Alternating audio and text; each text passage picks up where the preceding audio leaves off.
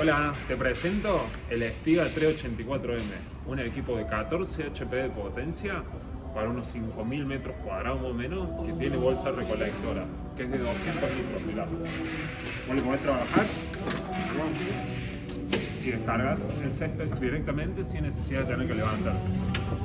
La verdad, un maquinón, es lo que es el motor.